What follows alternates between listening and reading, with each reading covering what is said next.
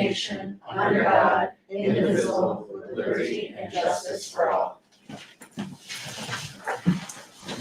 Okay, we're gonna open the public comments at 6:01. Just checking to see if we have any public comments. Working on sending it to. That's okay. Take your time. We're here.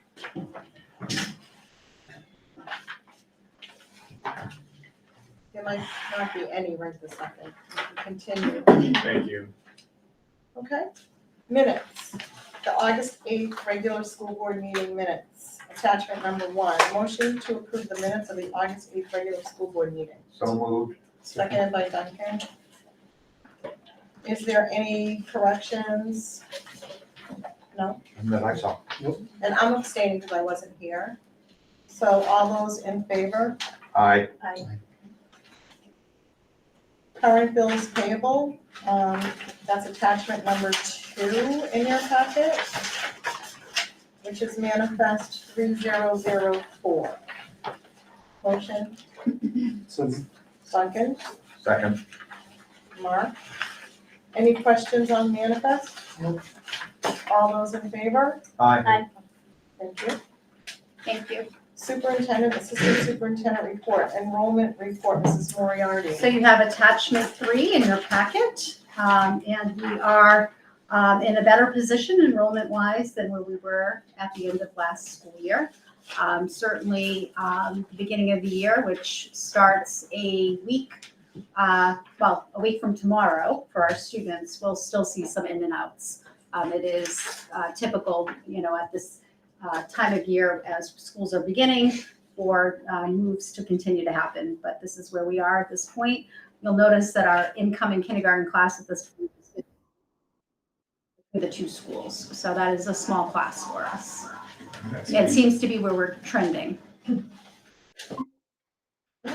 Yeah, just to add to that, when I look at the sequence of numbers from kindergarten up through 6th, 7th grade, that's our future for the next 6 years, going from 82, 83 in 5th and 6th grade down to the 54, 66. Yes, I agree. And with certainly our current 8th grade, our new 8th grade students, 92 students, that's what we used to typically have. But for us right now, it's a large class, comparatively speaking. Yes. Okay. Final report for the Interlake School District Culture and Climate Review, conclusions and recommendation presentation. That's attachment 4. Yes, so we have invited Dr. Taconi Moraine from Athena to come and present the final review. This was done last spring with the final report coming out in June. And we've already taken some steps that we'll talk about in a little bit. But Lorraine, our goal today is for Lorraine to walk people through the report. We did this earlier today with some groups of staff members, and we will be doing it tomorrow morning with all of our staff. Well, thank you. Thank you for the invitation this evening. I am happy to walk through this report with the findings of strengths, areas for growth, and recommendations to help the school district move forward. I'm not exactly sure what to see, and I apologize that my back is to you. Sorry, just 1 second. I want to make sure that the public can see it.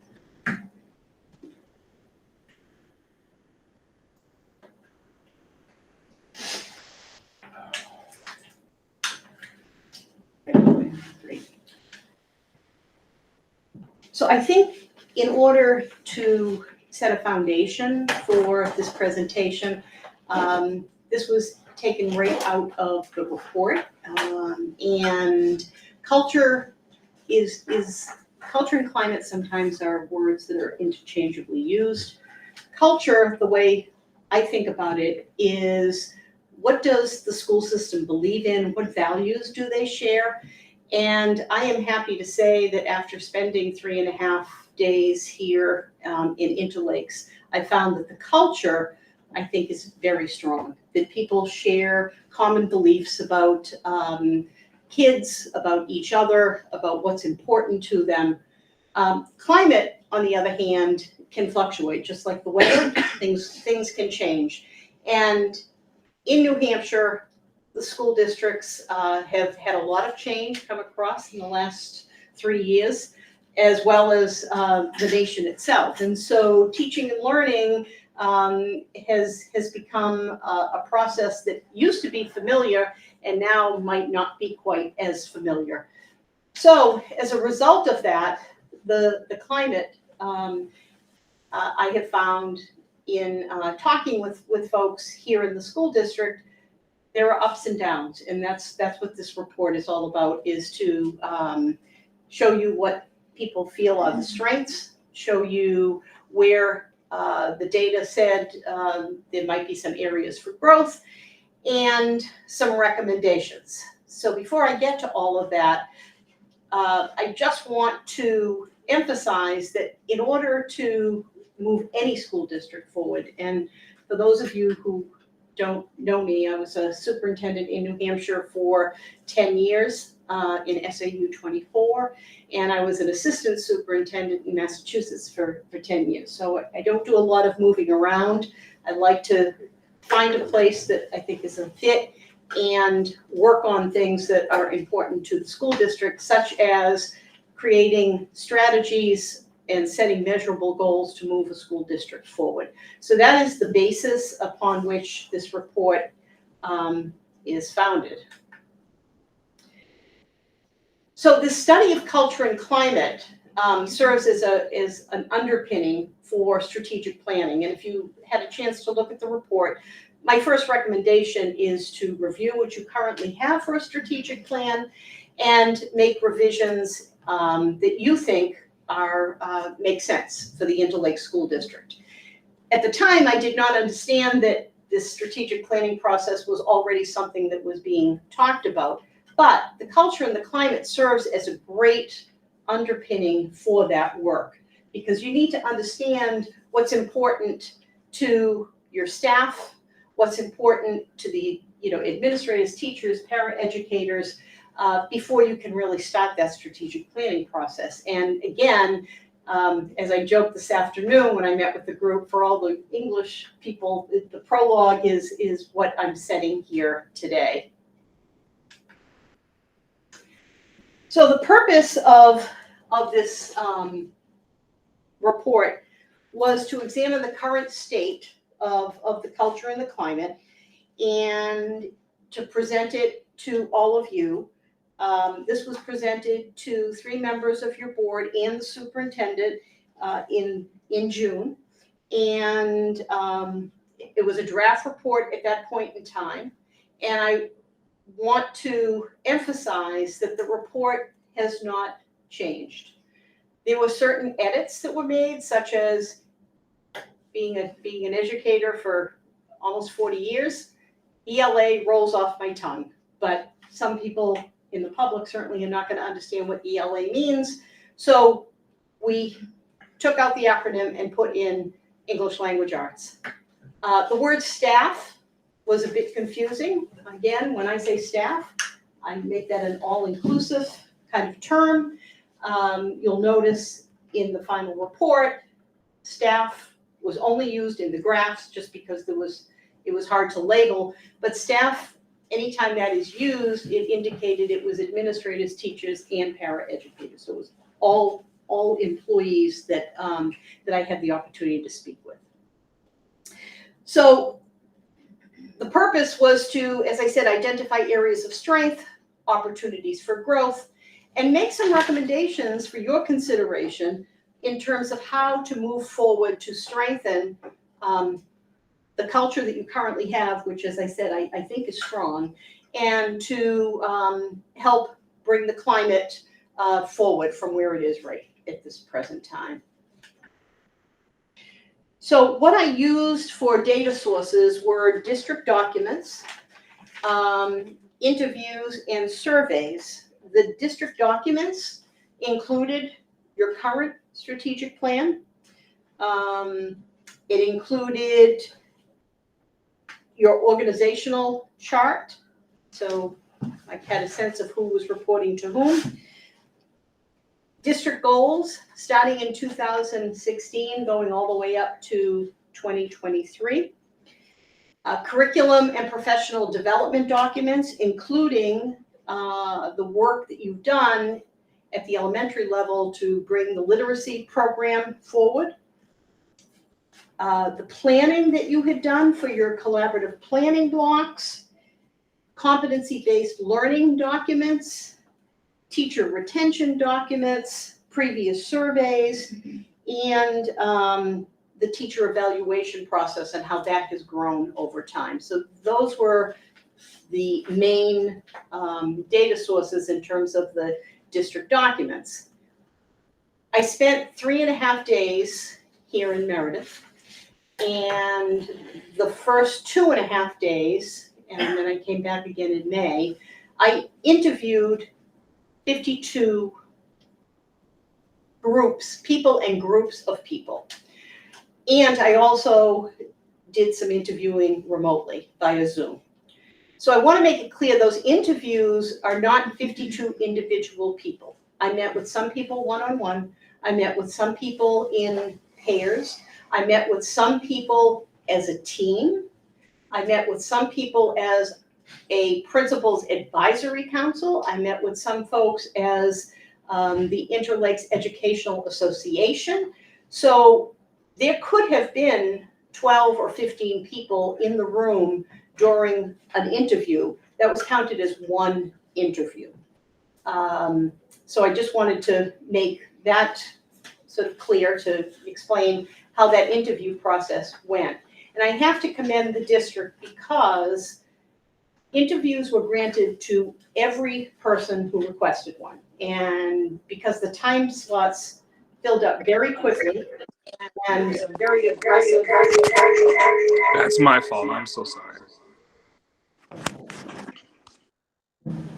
Can I pause you for a second? You sure can. I just want to make sure that the public can see you as well. And I was trying to solve that stealthily, and I wasn't very stealthy.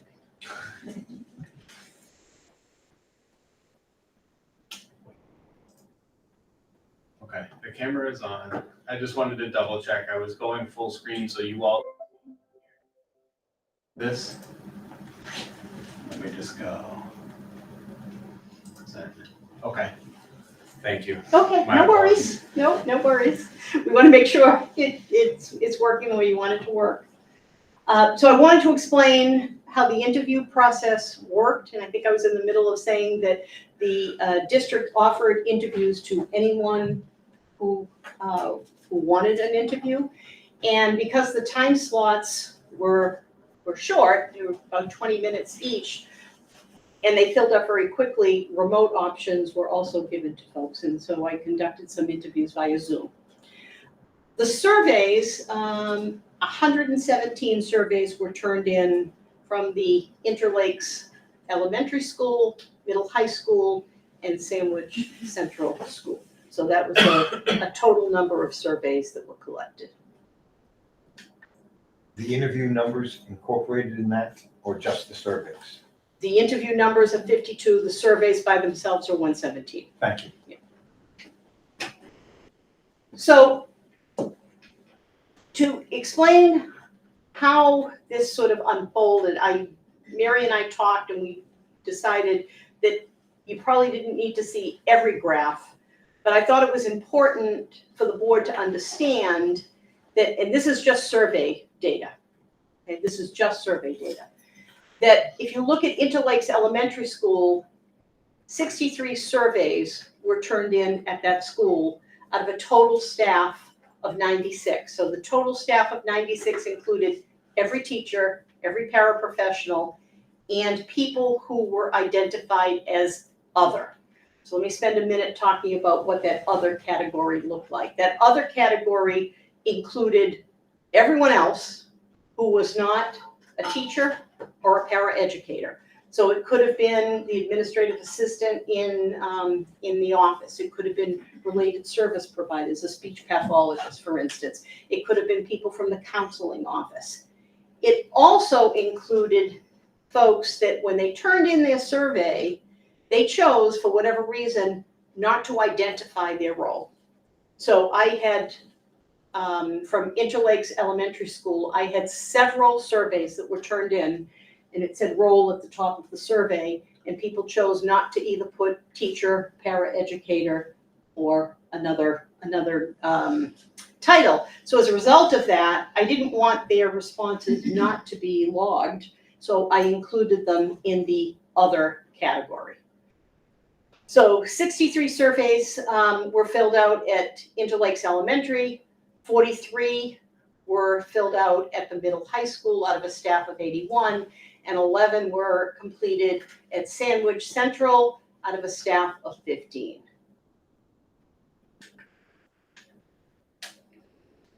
So moving on, before I go into the actual data, I want to let folks know that the questions that were asked in the interviews were the exact same questions that were asked in the survey, and they were open-ended questions. When I do this kind of work, I always feel it's better to leave the questions open-ended, such as, what do you think are the strengths in your school? What do you feel are areas for growth or opportunities for growth? How would you suggest the school district or your school move forward? What role are you willing to take, or can you play in helping the school district grow? And lastly, is there anything else that you'd like to say? And the reason I have found open-ended questions work better is that if you do a specific question and use a Likert scale, 1 to 6, 1 to 10, whatever scale you want to choose, the feedback that has typically come back is that question was worded to get the answer that you were looking for. And I didn't want that at all. I wanted people to be able, and they were, to be forthright and open and honest, and not feel like the question was guiding them in one direction or another. I remember early on in my principalship career, I was getting calls from parents about homework. So we sent out a survey, and we said, the survey question was, my child receives too much homework, agree, disagree. Later on in the survey, my child does not get enough homework, agree, disagree, and it was a Likert scale of 1 to 6. And I had 50% that said they had too much homework. I had 50% that said they didn't have enough homework. So that gave me no information. So from that point on, the narrative, the words, the explanation seems to give more data and more helpful data. So with that, I'm going to move on to what the strengths of the school district look like. The number one answer from staff, administrators, and teachers, and paraprofessionals was that people who work in this school district truly care about each other. They care about each other professionally, and they care about each other personally. I had told to me about if someone got sick, how everyone rallied and food was brought to their houses and rides were given to medical appointments. I mean, there were a lot of stories about the people in this school district who support one another, both professionally and personally. That was absolutely the number one answer. The next topic that people said they really felt strongly about was that they value the time of collaboration, and they value the collegial relationships that they have. They like talking to one another about teaching and learning. They like talking to their department mates or teammates about what is going on in the school on a professional level, and that collaboration they find very, very valuable. They also stated they have strong connections with students. There were countless surveys that came back that said Interlake School District has great kids. We have great kids. And at the high school, words like respectful was used. So congratulations, on that as well. They also appreciated the high level of support that they received from the community. And that came in multiple forms, that the community is always there to help with certain initiatives that the school district has. But often what was stated was the level of support they receive from a financial standpoint from the community in terms of budgets and having what they need for teaching and learning. And I want to say that they felt that this level of support is not taken for granted. And it, as I said, supplies high quality materials so that it makes their job of teaching that much easier. They also, before I leave community, they also talked about family involvement and partnerships and a supportive school board and a highly competitive salary for teachers. Those were all recognized. Some of the respondents stated that they felt that there was strong leadership at the building level and at the district level, and that some of the curriculum offerings were a strength. Now, I use the word some because you're going to see in opportunities for growth, some members also said that they thought leadership and curriculum offerings were an area for growth. Sort of like the homework question, right? 50% said yes, too much homework, and 50% said not enough homework. So in terms of the strength of strong building and district level leadership, they noted that administrators are hardworking. Several people said, I wouldn't want that job. They felt supported, and they appreciated the long hours and the hard work that your district and your building level administrators put into the job. In terms of the curriculum, the middle and high school felt that some of that competency-based work that you're doing to guide the course offerings is absolutely a strength.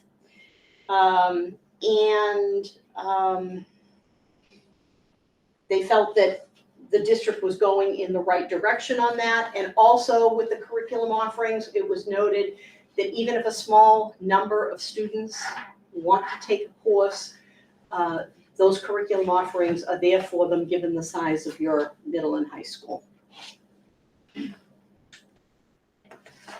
So again, we used a chart just to show what this looks like. This is from the Interlakes Elementary School. It's the strengths chart. So you can see that out of the 80% of the teachers who responded to this, if we look over at the left-hand side of the chart, strong and caring staff, 59% responded that this was an absolute strength. Okay, and then you can see from the paras, it was a little over 50%.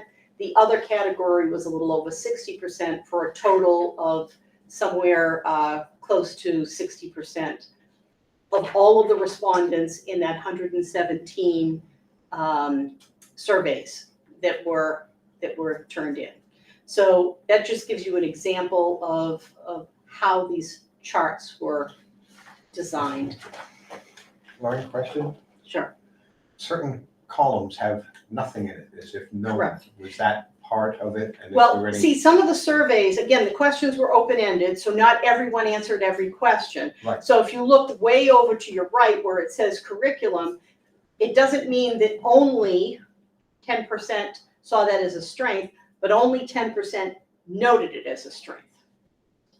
So there were some questions that either were left blank or curriculum was not mentioned in that particular survey.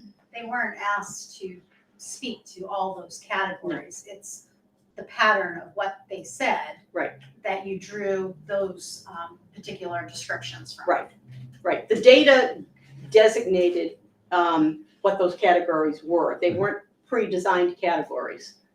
So that's why it's not all, things are adding to more than 100%. Exactly. Okay. Exactly. So we shouldn't overanalyze the zero in those. No, not at all. That's what I wanted. So if we move to opportunities for growth, just as the caring staff was the number one, clearly the number one comment on strengths, the number one comment on areas for growth was communication. And so under communication, staff talked about communication regarding student discipline, what happens when a student is sent to the office, communicating on an important information. Some people felt they received it, other people felt that they hadn't received the communication. They also mentioned two-way communication as an opportunity for growth, because I think they recognize that communication can't only be in one direction, it has to be a dialogue. Lorraine, I'm gonna interrupt, sorry. When you say staff, I just wanna make sure I'm clear. Yep. That's everybody in the building. Yeah, I had addressed, sorry, Craig, I had addressed that. But I just wanna say, even for this point, it's everybody in the building. So you're saying both groups, administration and teachers, have the same comment? Yeah. In the building about communication. Okay, so let me clarify. Yes. Teachers and para-professionals filled out the survey only. The Okay. administrators did not fill out the surveys. Okay, So when I say staff, on this particular, it's teachers and para-educators, because those were and others were, might have been school secretaries, might have been counselors, it might have been speech pathologists. So there were three categories: teachers, para-educators, and other. Administrators were not included in this. okay.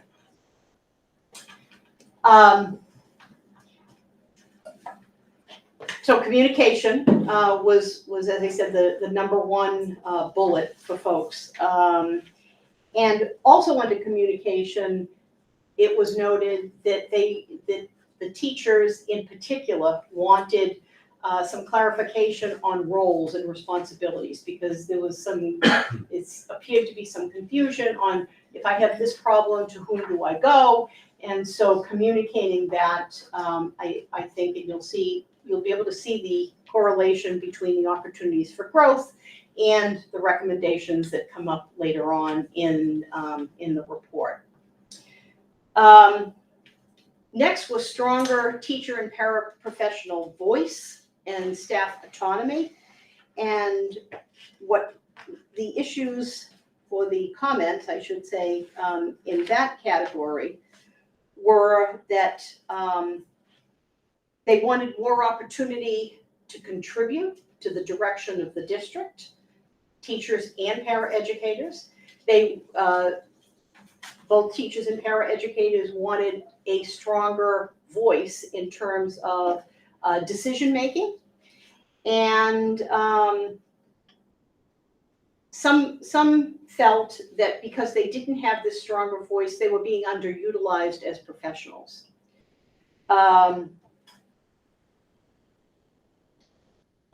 The staff autonomy really centered around, and you'll see the curriculum in a minute, really centered around particularly at the elementary school, teachers wanting a stronger voice and being recognized as professionals, particularly around the literacy initiative.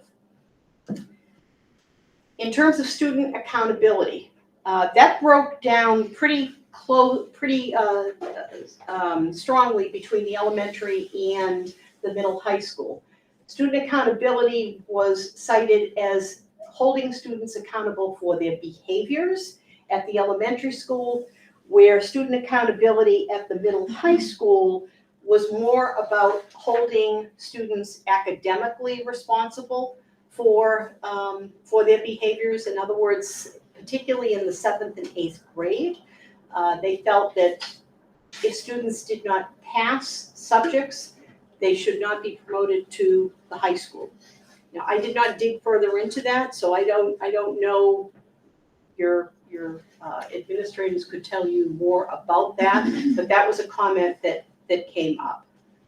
Also at the middle high school, and this is a struggle throughout the state, any school district that has adopted or in the process of adopting competency-based education, one of the major complaints has been that students are allowed to reassess. That's at the heart and soul of competency-based education. If you don't get it the first time, let's figure out what you missed, let's reteach it, you continue to learn, and we will assess again.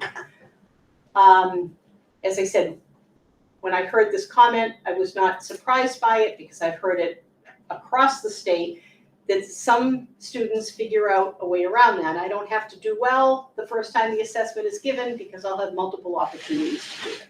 So that was the holding students academically responsible. That was what that comment had to do with. So as I said, you saw that leadership was an area of strength for some. For others, they saw it as an opportunity for growth. In particular, they wanted some definition around responsibilities. So in other words, if I have a question about this, to whom do I go?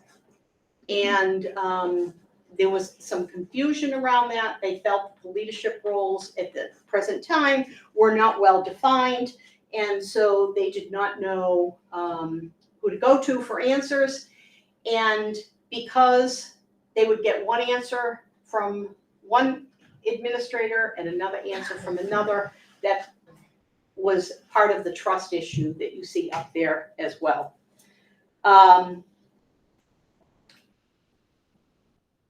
Some of the respondents stated that certain elements of the curriculum and the instructional practice were mentioned as areas for growth. And again, what that had to do with was, again, to no surprise to any of you, that the literacy program was something that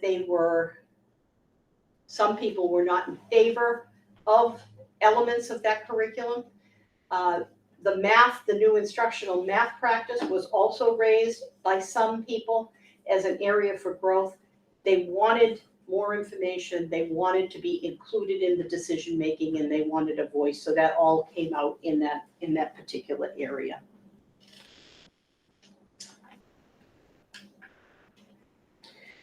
So moving on to the roles that staff can play.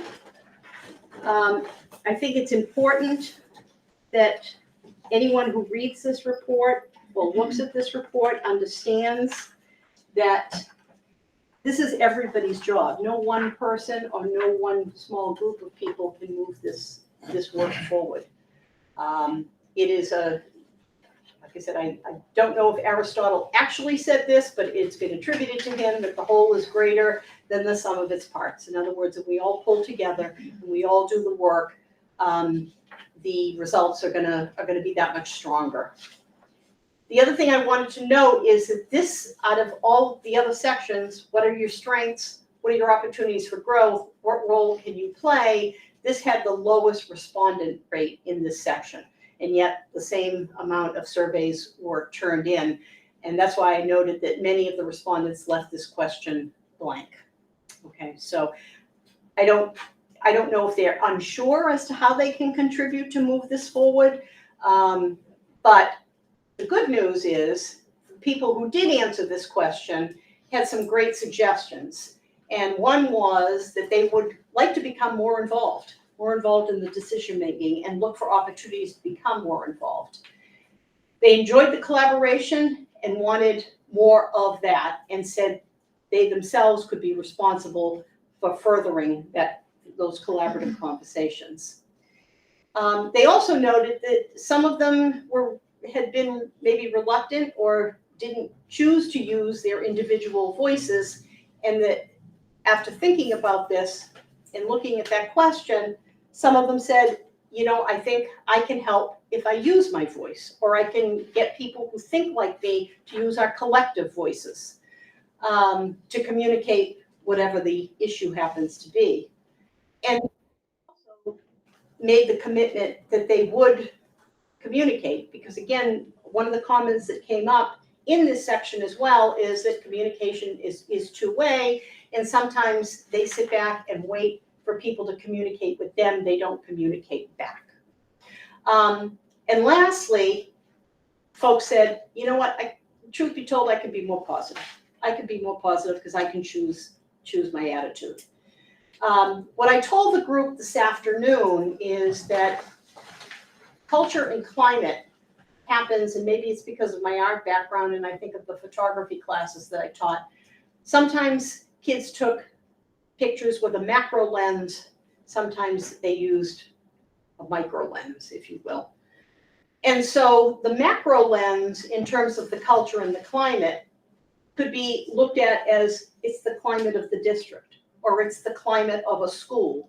And individuals might say, that's bigger than me. I can't influence that. How can I change that? So I like to think of it as, okay, if that's how you're feeling, what can you do on the micro level? And the micro level, I think of that as a teacher in charge of his or her individual classroom, or as a member of a team, or as a member of a department at the middle high school.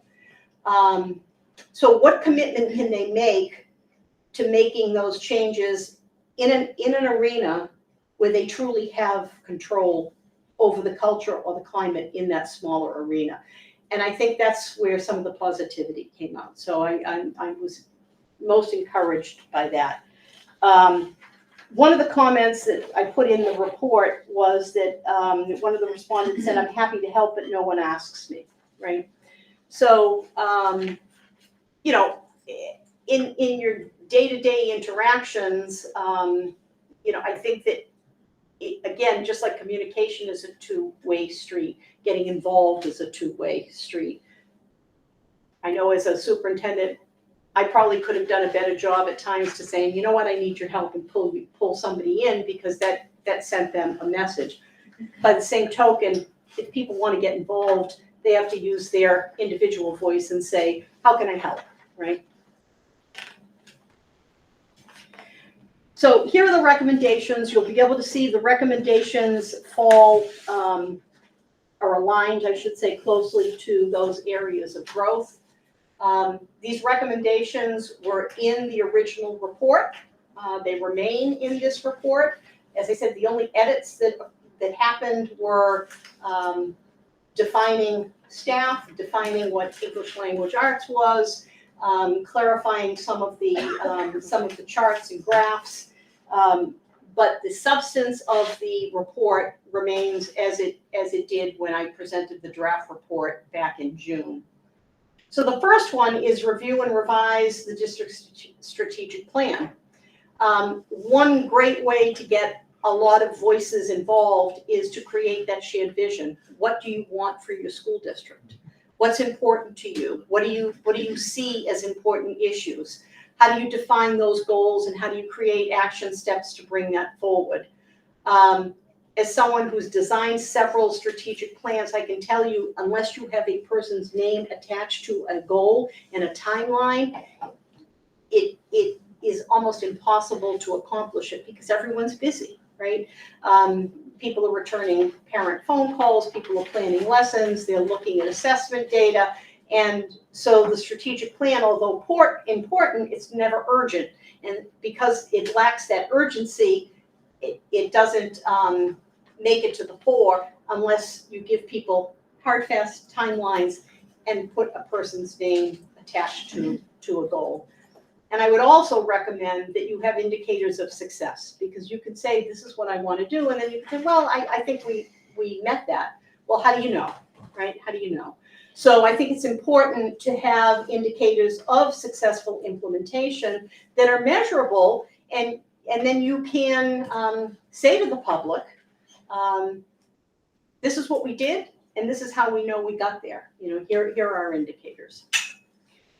Secondly, at least in the spring, when I was visiting, there was some discussion about school board policies. Again, I can tell you, as a former superintendent, I relied heavily on my school board policy book. Not only did I rely heavily on it, but when I would get a phone call either from an administrator or a teacher or another staff member, I would say, have you looked it up in the policy book? What does the school board policy book say first? And oh, I hadn't thought about that. So they would look it up, and then and I always would say, if you have a question after that, let me know. And we'll kind of tease it apart to see what it looks like. But it really does provide, I call them guardrails, to keep people sort of all moving in the same direction and moving in the direction that the school board, all of you set, because you're the policymakers in the district. So recommendation to review policies. Another one, review, revise, or create. I don't know if you have job descriptions. At the time of me writing this report, I had not seen them. But I know that the comment that was coming up was, I'm not sure who to go to. That role is not defined. I don't understand what that person is supposed to be doing. And so as a result of that comment, in terms of the growth opportunities, I am recommending that job descriptions be created not only for all positions in the district, but also for people serving on committees. So that, as I said this afternoon to folks, you may want to sign up for a particular committee, but then you sign up for it, you have no idea what your responsibilities or your level of autonomy or your level of decision-making is. So if roles and responsibilities were defined not only for salaried positions, but also for committee positions, people would go into these positions understanding what was expected of them and what they could, whether or not it fit sort of their vision. And communicate when and where they're available. And again, putting stuff on your website, or if you have a staff portal, I don't know if you have a staff portal that people go to, but if you deposited all of those in one central location, people could be directed to that location. Review the number and the purpose of district-wide committees. And unfortunately, that got cut off at the bottom. So the rest of that reads, consider adding K-12 curriculum committees to address curriculum adoptions, changes in instructional practices, assessments, and teacher voice is the rest of that. People who said they wanted to get involved and have more of a voice, particularly in the academic areas, were looking for something similar to this. Again, I don't know what you already have in place, and so that's why I'm saying review the number, review the purpose. You may have committees that aren't called curriculum committees, but could be other kinds of committees where this work is being done. But look at what might be obsolete before you start adding something. It can't always be an additive process, right? I mean, there's only so much time in the day, and there's only so many staff members that you have. So you don't want to spread everyone too thin, which is why the recommendation was not only to review them, but also look at what might not be necessary anymore. In order to strengthen working relationships between and among administrators, faculty, and paraeducators, I think that this is the first step in rebuilding some of that trust that people alluded to in the interviews and in the surveys. So I think one of the, and again, steps that you may take, and that's, I'm not giving you a prescription here, right? But be clear about what's needed. So if faculty member to faculty member asks for something, are they clear about what's needed? If an administrator asks a faculty member for something, is he or she clear about what is needed? If the faculty member asks something of the administrator, are they clear about what is needed? I think clarity is always a really good thing. Comments were made about the availability of people, that people weren't always available. People mentioned setting boundaries and avoiding gossip, because that will undermine nothing will undermine a climate faster than those two things. And showing gratitude. In other words, if somebody goes out of their way, being gracious and showing gratitude for that gesture goes a long way in building trust and making the climate that much more positive. And if you're considering offering professional development training, I would absolutely emphasize that be differentiated, because there may be people who have done a fair amount of work on growth mindset. They may be in a master's program and just finished an entire course of it. So having those folks sit through a workshop on growth mindset might not be, number one, the best use of their time, and number two, instead of helping build these relationships, may undermine it, because they may say, this isn't what I need at all. I already know about this. Having difficult conversations, and that's not only administrator to teacher, it's also teacher to teacher. How do you have a difficult conversation with a colleague? Again, some people may know how to do that, some people may not. So that was that one. Communicate with a common system for distribution of information, giving the same information to all personnel. In other words, giving everyone in the school district the same facts. That was another comment that was made, that, well, I didn't get this, they got it, we didn't get it. And what I think is an issue here is, once you decide on your common system for distributing information, then the expectation is that if it's an email that's going to come out, the expectation is you'll read that email, right? I had somebody say, well, I don't read my email.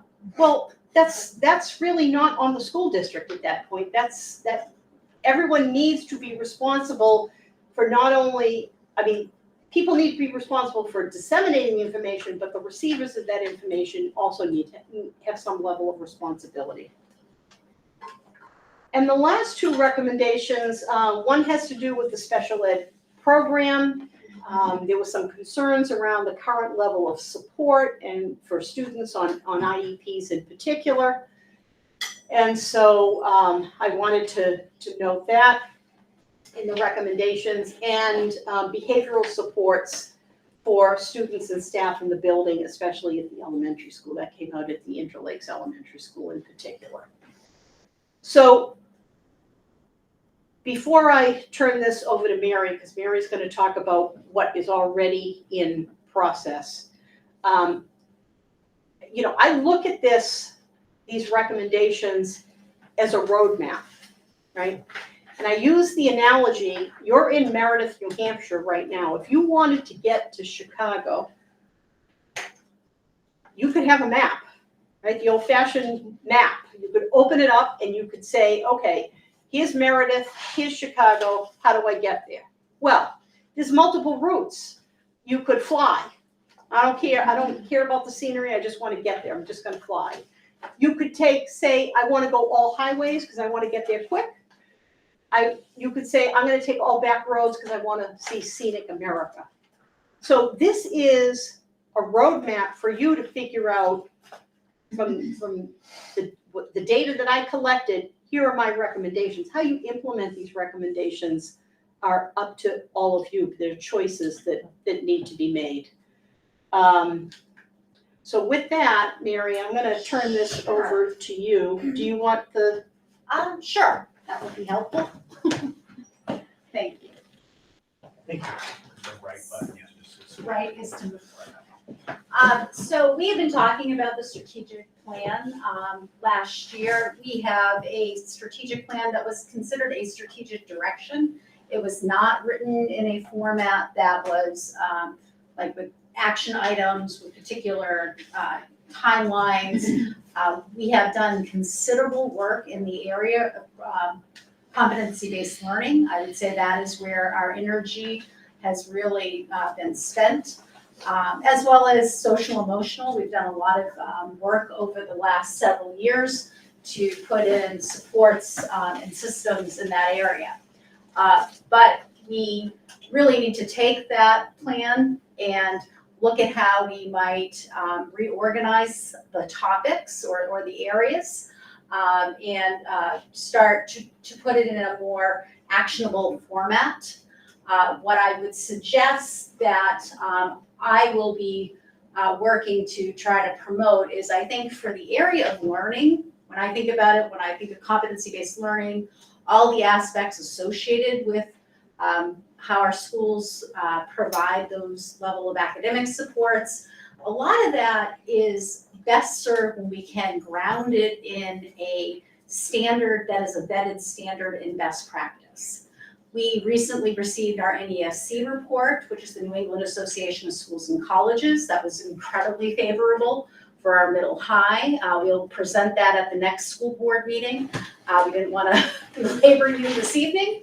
But they also do accredit elementary schools. And I think that is something that, as we prepare for a steering committee to lead our strategic planning, that is going to be a conversation that I want to make sure we have, because rooting it in a standard that is a best practice in the field makes a lot of sense. I've been part of strategic plans in different places, and sometimes what you get is a lot of ideas that get put up. They're ideas on people's minds, and then it goes, they get created by what might be the most popular idea, which may not be the most evidence-based or research-based in that particular area. So I think that is something that we want to think about.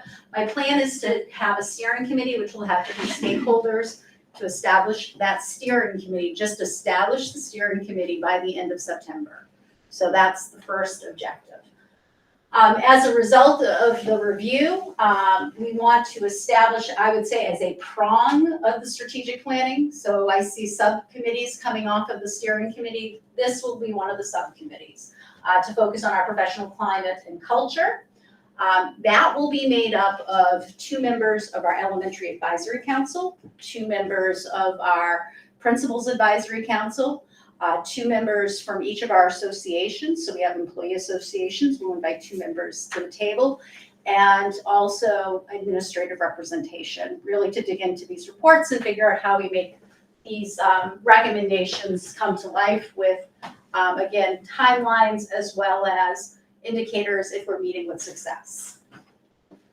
As the sole survivor of the strategic plan 2008-2010, I would emphatically ask that you bring in citizens of our community. I was in.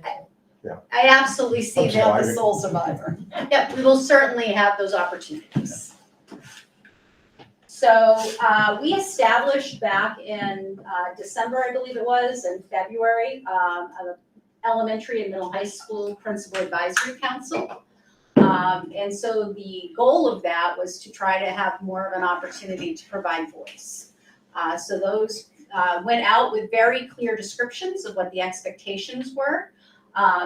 Teachers were, and paraeducators and non-bargaining people are included in those advisory councils. People applied for them and had a very clear idea of the responsibilities they were taking on. For tomorrow, what we are hoping to do at our opening, which is not too far away here, we will be inviting all staff. We'll have Dr. Taconi Moore present to go through just what she did this evening, which she did earlier today. We had the Elementary Advisory Council, the Principal Advisory Council. We invited both associations to have members of their leadership and administrator representation as well, full administrative team. And so we went through the report, and then we took time for people to decide for tomorrow what 3 we focus on at opening. Not that all the other areas aren't important, and that's going to be something I will continuously reiterate, but we have a limited amount of time. One of our biggest challenges is time. We have very little time, in all honesty, to dig in deeply to work. So we are focusing on 3 for tomorrow, so they fall in the area of communication, I want to make sure I get them right. Communication, I'm looking at Erica to help me. Relationships. Committees. And committees. So those were the three that people wanted to focus on. What definitely came up as a priority for people at the elementary level is that conversation regarding behaviors. That is not a surprise. Behaviors for children are increasing. That is not unique to Interlakes. As kids experience trauma, that comes into school and is displayed in different behaviors. So our goal is to make sure we are able to appropriately respond to those behaviors. So that is not an unusual conversation, I would say, today at the elementary level in particular. We have established that going out every Friday, we'll have a Friday focus. So, in the past, we would have the curriculum office would send out information, HR would send out information, facilities might send out information, director of student services. What we are going to do is package that into just one weekly communication so that we can hopefully cut down on some noise. People are very busy.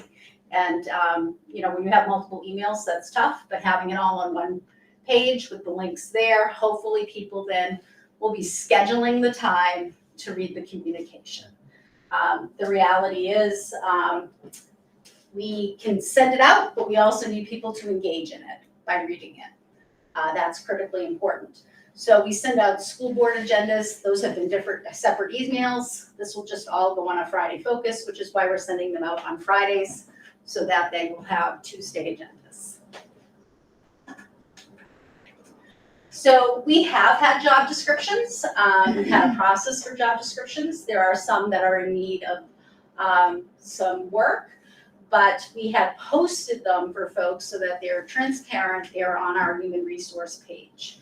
So if you go to our human resource page, you will be able to find them. In addition, we've created more granular organizational charts for each school, and those have been posted on our human resource page as well, so people can find them. We've created a list of school district committees. We have drafted descriptions for each of the committees, but that will go out on September 8th. The reality is right now, for every educator, it's like a fire hose that's being sprayed at you. It's the beginning, starting school up, there's a lot of information. So trying to disseminate that at another time, but we share tomorrow in their opening packets this, and I just want to share, just give people a minute to look at what is an extensive amount of committees and, looking at, again, we'll have to review, are there things that can be sunsetted? Are there things that could be combined, could be simplified? The reality is we have a small staff and we have oftentimes the same amount of work to do as a large staff. And how we utilize our resource of people is certainly something that we need to always take a look at. Special education. We have had some very complex learners that have injured our school system, and we are responsible. Every child who is 3 years old through the age of 22 is our responsibility relative to special needs. So the reality is that can change on a daily basis. Someone can turn 3 and enter preschool. Someone can move into the district who's in 6th grade and be a student who requires a significant amount of support to be successful. It is our job to be able to receive students of all ages and of all needs and to meet those needs. We have added for next year next year is tomorrow. We've added for this year significant services. I will tell you, most likely the budget in special education this coming year will be up probably $500,000. Quite frankly, that's a conservative estimate. We have brought in more services from Bill White. They will include multiple days of a behavior specialist. They will include an inclusion specialist, which he has not been able to hire at this point. It includes behavior technicians.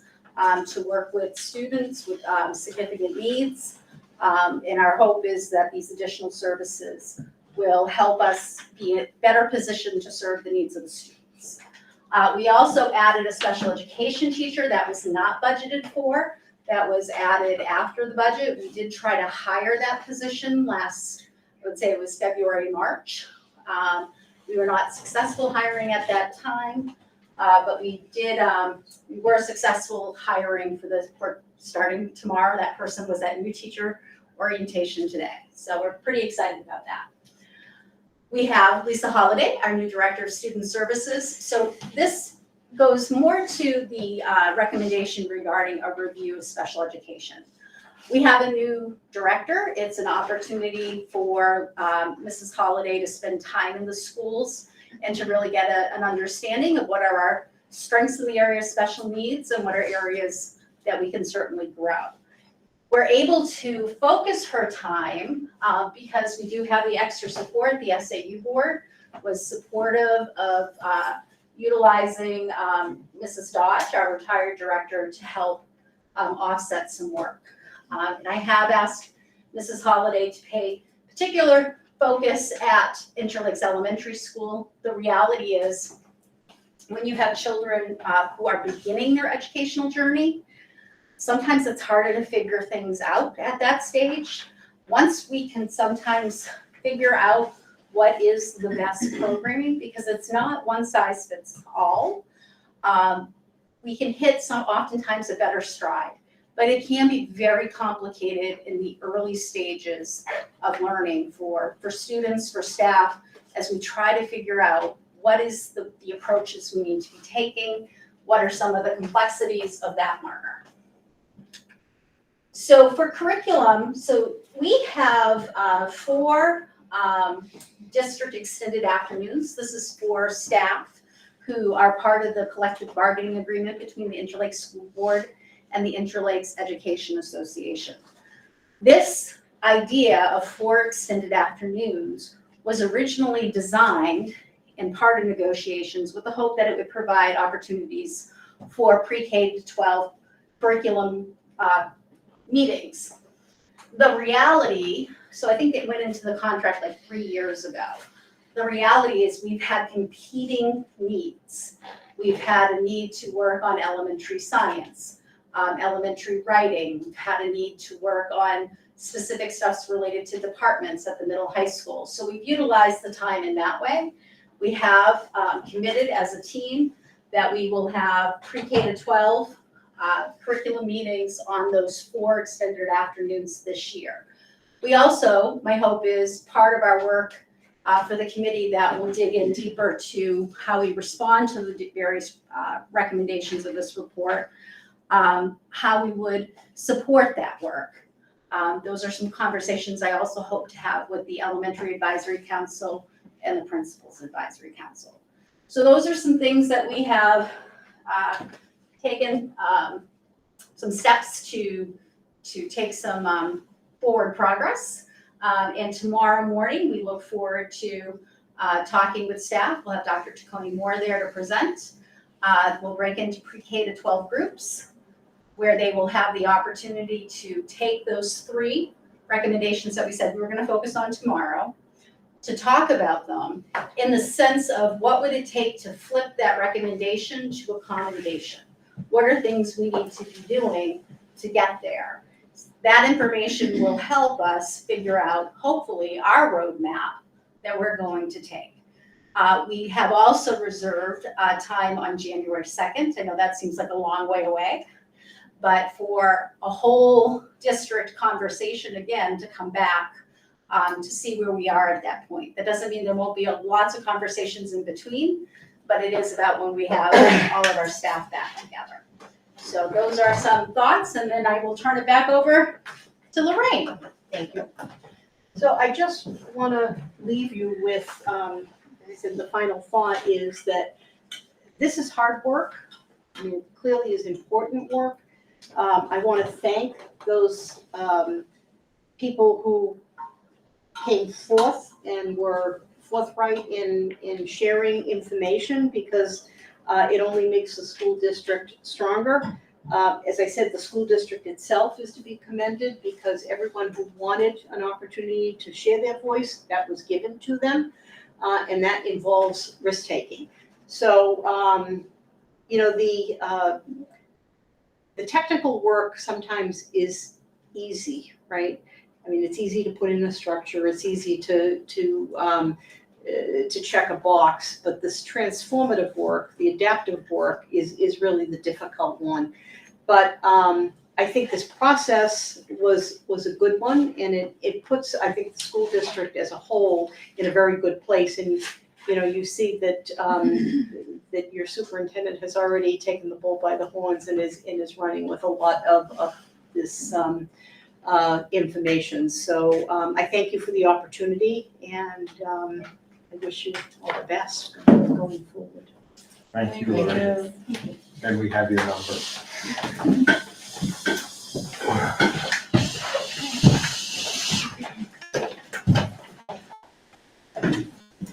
So any other public input at this point? It's already, Hour and a half or a while. yeah, it's been a while. Mark, do you have anything else? Yeah, I will. Just one second here. I have none. Okay, We so we're are, on professional time schedule. This is where our attachment 5. So attachment 5, if you don't mind drawing your attention to that. Again, I do just want the board to have a sense of time because the reality is there is a finite amount of that. So attachment 5 really outlines our time that we have during the school year. You'll notice we have new educator orientation that happened today. We have teacher discretion day, so that's a day for a teacher to prepare their classroom. We have 3 days before school opens up. 2 of those days can involve professional learning. One of those days is for collaboration meetings only, meaning like if you had an IEP to review with a special educator, but we're restricted for that day by contract language that is only for those type of meetings, not for professional learning. We have parent, student, teacher conferences. We have teacher workshop day for pre-K to 6. This is a teacher directed day. That's by contract. Many teachers use that day to complete report cards. By contract, we have an early release where staff are able to leave after students are dismissed right before our December break. January 2nd, I mentioned, so that is a professional learning day. That could fall anywhere. We have put it at that January point. That seems to work well in our schedule. So that's a day that we can do professional learning as either as schools or district. We will use a portion of it to do a whole group check-in about where we are relative to this, the review and the recommendations. We do have a lot of mandatory trainings. Suicide prevention is 2 hours that we need to do each year. So those are trainings that have to also fit into the schedule. We have a teacher workshop day for 7/12. So this is the counterpart to the elementary. This is the teacher directed day. Many teachers use it to close out the previous semester and prepare for the next semester. Then we have parent-teacher conferences in March. That is a day that we have all of our paraeducators together so we can do training. We have built a schedule that we will do CPI training. So we'll have everybody on that rotation for their certification. CPI is crisis prevention intervention. And so that includes a de-escalation part for behaviors, as well as for some, it does include if there's a need to intervene in a physical manner. Student early release day, and that is by contract, that afternoon is closeout for staff. And then we have our 4 extended afternoons. Down below, you see our faculty meetings. And then we have 10 collaborative planning periods a month. not a month, excuse me, I'd love that a month. 10 collaborative planning periods per year.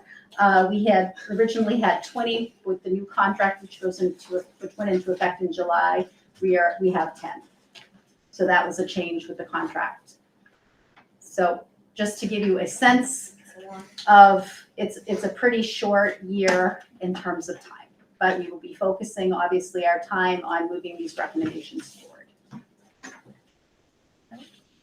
Thank you. So moving along, correspondence, superintendent, board secretary, board members. Okay. Okay, old business, organizational charts, that's attachment 6. So you have copies of the organizational charts. They will continue to be updated as we have some new paraeducators. Hopefully we'll be onboarding, as well as the middle high school, the special education staff will be meeting over the next few days to determine how they organize paraeducators. So that is work to be determined. We want you to know we've made progress in that area, and we have posted those on the human resource part of our site. Reaction?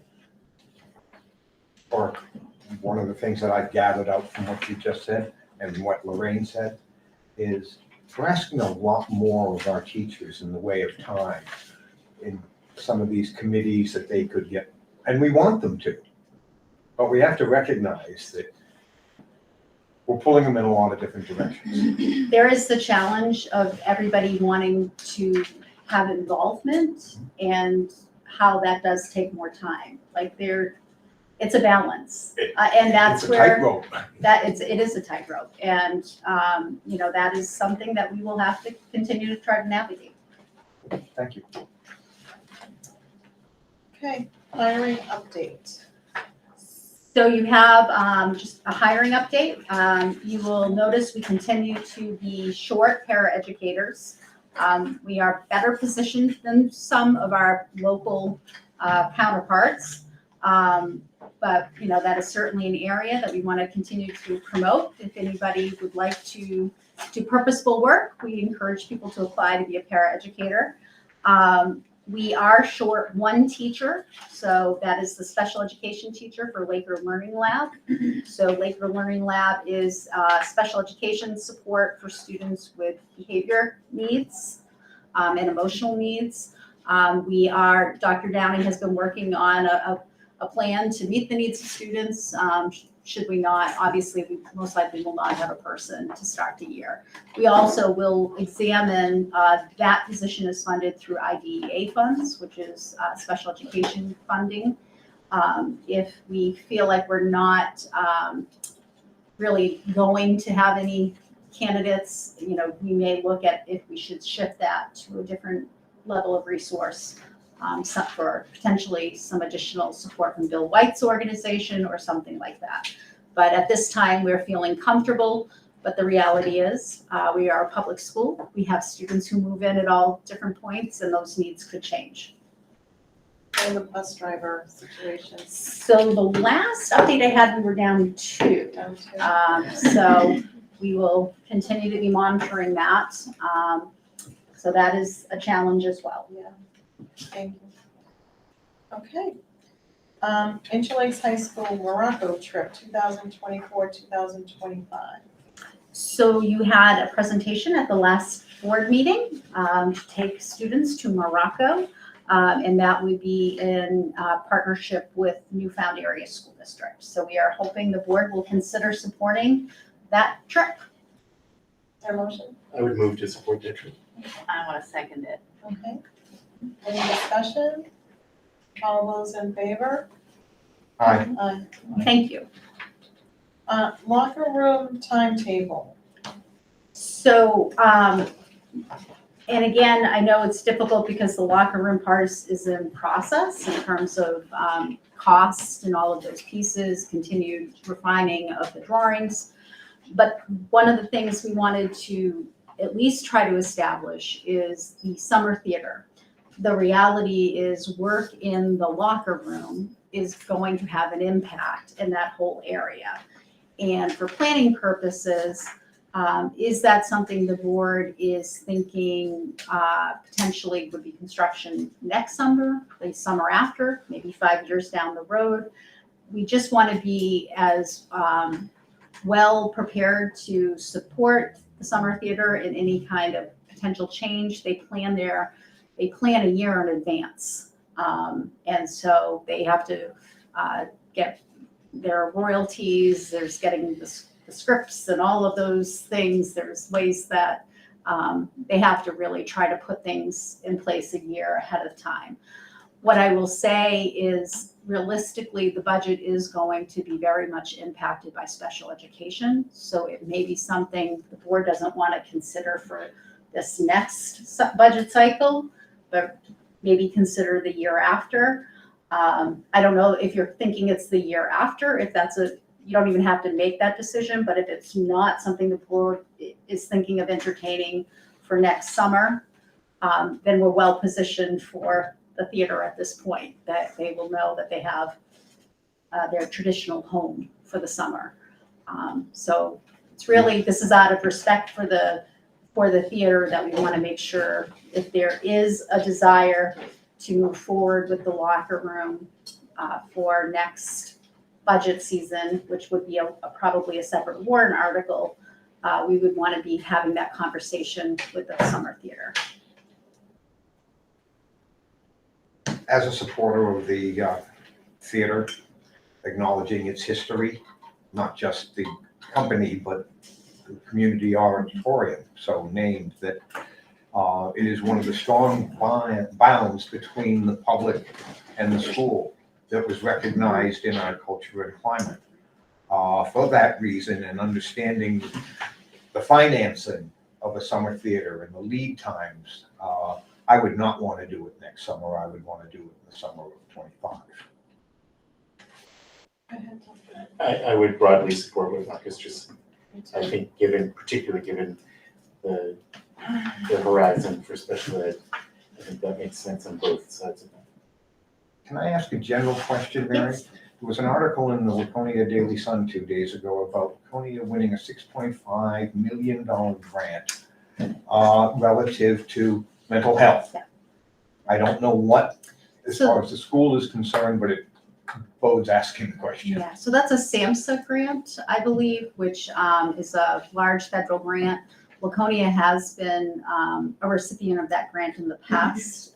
In the past, it has gone to multiple large districts. Rochester had one, Concord had one, Laconia had one. It's What does it encompass? Is it school? Is it public? so it has in the past hired someone to be like a director of wellness to oversee all those various areas, to develop different systems of support related around mental health. I would say what we've tried to do, in terms of the partnership with Growing Roots, although we don't have a SAMHSA grant, we have tried to find ways to provide that level of service. Because as everybody knows, in this room anyways, when we look at our budget, we look at reg ed and we look at special ed. And this number's, sure, it's going up.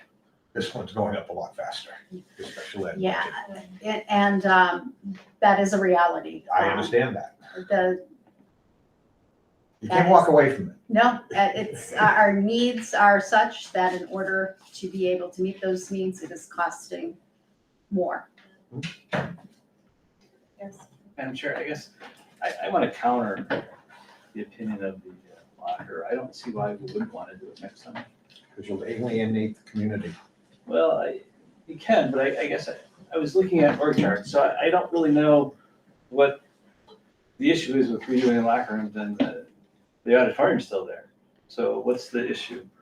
They utilize other aspects for how they, dressing rooms and all of that, how they I then. mean, if that's the case, then maybe we buy, we rent some trailers or something that And they that can could use for that, right? So certainly be I a, guess there's alternate ways we can do this. I don't want to alienate the theater, but at the same time, if we feel that we need to change the building, that we've had, the public come into our meetings and say we need to change the building, we need to entertain it. I'm not going to say we're going to close it down and they can't be here, but what's all the alternatives and what will they cost, right? Maybe we should look at some kind of. So we a- can certainly, we can price out what it might cost to rent trailers to support the theater. It's risky, but do you dare ask Molten Borough if they could accommodate for a summer? I think we could certainly have that conversation. We could certainly broach that if people are receptive to that. I think the reality is this is temporary. We value our relationship with the Yeah. summer. Like, I want people to hear that. We recognize that that is a Interlakes community auditorium. We want to make sure that this is just a temporary interruption of service. And, you know, any way that we might be able to support, we want to be able to support.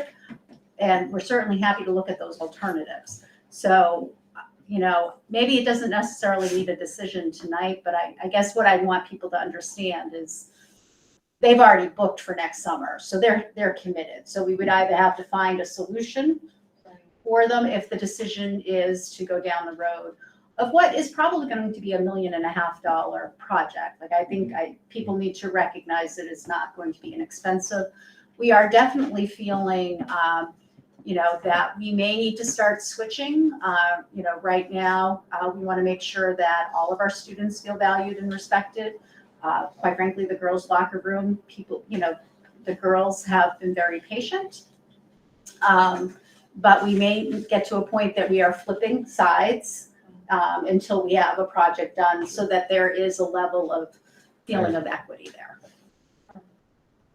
So why don't we, let me do a little more homework with Mr. Swanker about like what might be space that we would have to look at differently. I can also have conversations with Molten Borough. I just threw it out there. I didn't- Yep, I don't know how they use their theater in the summer, but we could certainly have that That's good. conversation. It's interesting. Okay. All right, new business, quarterly remediation days, attachment 7. In your packet. Dr. Downing is here to talk about this, and maybe Dr. Downing, if I could just ask for very briefly, can you talk about how we have reassessment plans with students, just in terms of, I know there was some conversation during the presentation about some of the feedback from folks, but we do have an established Oh, sure. reassessment contract process. And Yes, just to give some context to what Dr. Ciccone Moore shared, students do not have an unlimited number of times that they get to reassess. Three Or strikes. we have a very well-established remediation and learning guideline piece that we use with that's been developed by our staff and also had input from our students about, you know, what's needed. So with that remediation policy and those learning guidelines comes a need, do you want me to kind of go Sure. into, comes a need to recognize that remediation days are really a linchpin with competency-based education. And what we've done, I think, prior to me coming into Interlakes, and now we're attempting our best at the end of every semester to at least give some chunk of time so that teachers and students can meet to remediate, to do reteaching. But it is a lot of work and really should actually be a more regular practice than just an end of a semester or a quarter practice. So the hope is that we can kind of change the formatting in which we've been delivering the remediation days and offering those at the end of every academic quarter.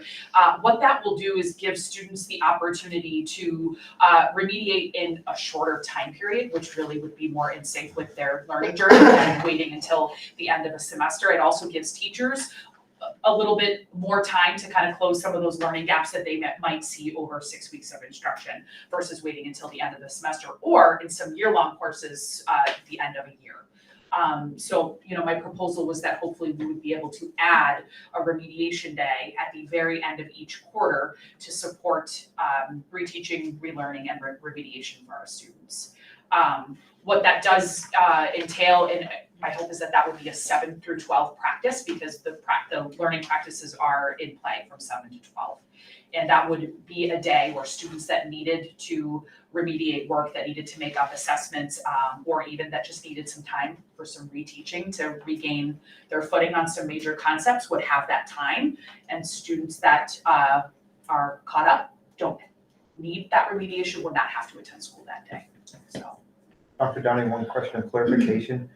It appears from what you said that the next day after the mid-term or the final term exam is the remediation day. Isn't that a very short time frame? Do you need more lead time on something like that? If I take my quarter end exam, you're gonna have to tell me whether I passed or failed that next day. Well, assessment looks a little bit different. I would say, like, we don't have a copious amount of teachers that are utilizing large exams that require a lot of grading time. They're doing a lot of project-based learning and presentations and things that are due essentially that day they might be receiving feedback about that piece. Or projects that require multiple pieces that they're finishing on a day. So you're saying that would the turnaround be too quick to have that at the end? It's better stated than I. To be honest, time is our enemy in that regard. It'd be great to have more time, but I think that this is a good solution in the now. It is a pretty quick turnaround for our teachers at the end of a semester, but it's something that as teachers we're used to, and we have that time built into the day when we used to do the early releases. If you remember from last year, what we would do is have like an early release day, and to be honest, it'd be great to not have to entertain those early release days because that's difficult for families, so. And from a remediation standpoint, we have office hours. Do you want to talk about that, 7-12, just to give a sense of how remediation is not just on these days? It's not just on these days, it's ongoing.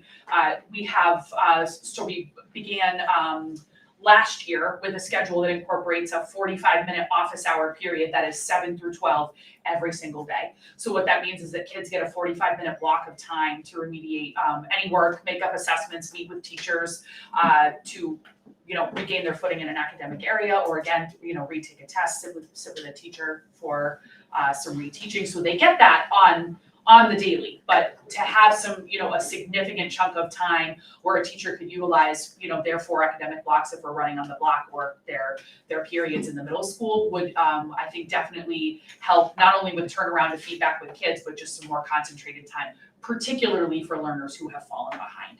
So it speaks to the remediation piece and kind of meeting students where they're at and giving people just a little more time to meet some of those needs. Thank you. Any other questions? I do. I guess, Dr. Dunning, just a couple. In 2 different type of subjects. So first subject would be, what results would you expect? I mean, now that you have these, how many more students do you think you'll get through that problem area? Okay, and then the second would be, how do you assign the students to come in that day? And what happens if the teacher doesn't have any students coming in that day? What do you do with that time? Well, the first piece I can share with you is what I can share, the kind of the information that I've gotten from our teachers, as they're the ones that kind of see the fruit of the labors just over the summer, which was a pretty short, brief time of remediation. We had students make up something like 16 classes. Yeah. So what that time does is it prevents students from essentially failing a class that they could receive some remediation and having to add that to their schedule for the second semester and having large gaps within their learning. I would say that our teachers would say that that remediation time and that additional time is not just from a pass-fail perspective important, but from filling in the gaps important, particularly speaking back to the comment that was made earlier for the 7th and 8th grade. Sometimes those kids need more time with their instructors, and I do think it's a very fruitful use of time. I will share that we will not have any teachers that will not have kids on those days. So we set up a pretty comprehensive spreadsheet. Kids have certain parameters that they have to meet for their classes. The teachers sign them up. And this isn't just students that are struggling or students that are going to fail a class. It's students that might need to go in because they need that additional time with their teacher. Where we're talking our highly proficient students all the way down to our students that just need extra time. What would the day look like hour by hour? I mean, say I'm a teacher and I have 15 students that I need to remediate that day. How do you do that in a 6.5, 7 hour day? So with the block, we assign blocks. So for our high school kids, like if they have an A block class, they need to meet with their A block teacher, they come in during the A block and they sign up with their teachers like that. And it goes the same with the middle school. Okay. They would sign up periods 1, 2, 3, 4, 5. And the way that we did the half day releases and the full day remediation at the end of last year was, again, just had places for students to go. So they were assigned to a particular area, and then we offered busing. Okay. So if you're A block, you're in your A block and you're a teacher and you have 5 students. So you have 5 students, you have to remediate an A block. Is there the opportunity for other teachers to assist or administration to assist that can help that student? And I mean, who's the final say that the remediation is done and? That's the teacher, that's their discretion, yeah, absolutely. If a student has, and again, a lot of it comes down to competency pieces. There are students that excel in a particular competency or piece of their course, but really just need some more targeted time to work on a particular competency. And sometimes that's just by showing competency, by, providing a presentation, reassessing a particular exam in a class, things like that. So the amount of time that teachers need with the kids, it definitely varies, I would say. There might be some kids that only have to go into A block for half of it because they have some, significant work that they owe from absences, from being out sick, whatever it might be. Okay. But yeah, and I would say our teachers team up for sure, as particularly in 7th and 8th grade where our numbers are a little bit higher on those remediation days. Okay.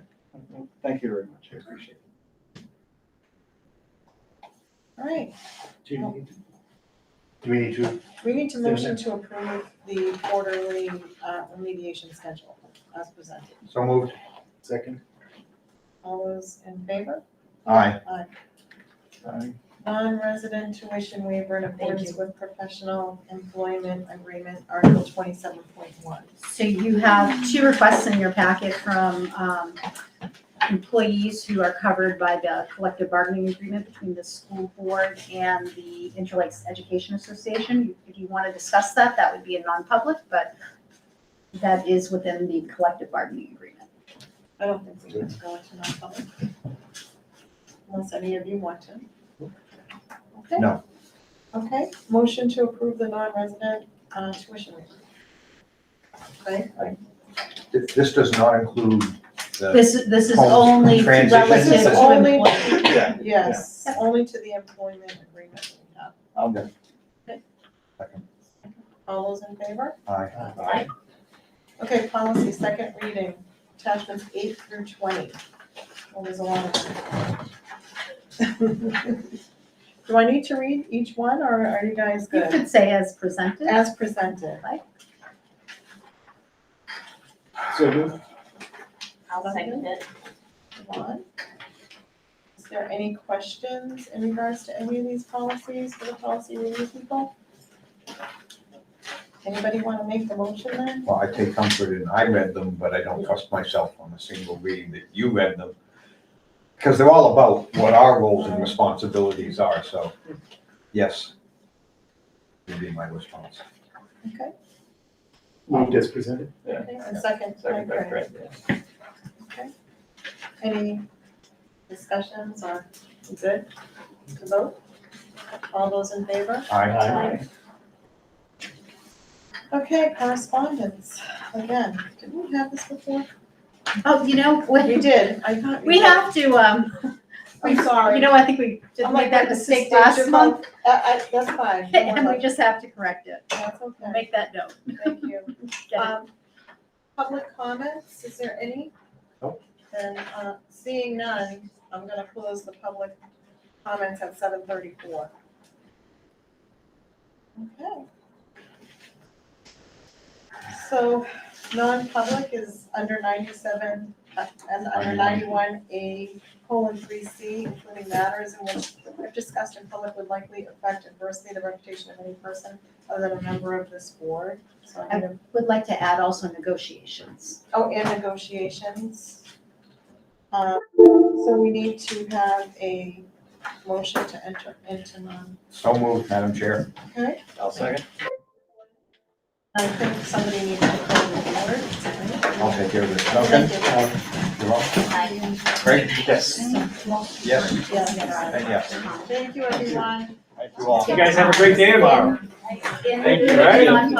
Exciting. Remember, coffee's at 7:30 in the morning. I see you all there. Yes, Bye. thank you to everybody for a very long, full day. We gotta, tomorrow's the Super Bowl. Right, Sarah? It's worse turn.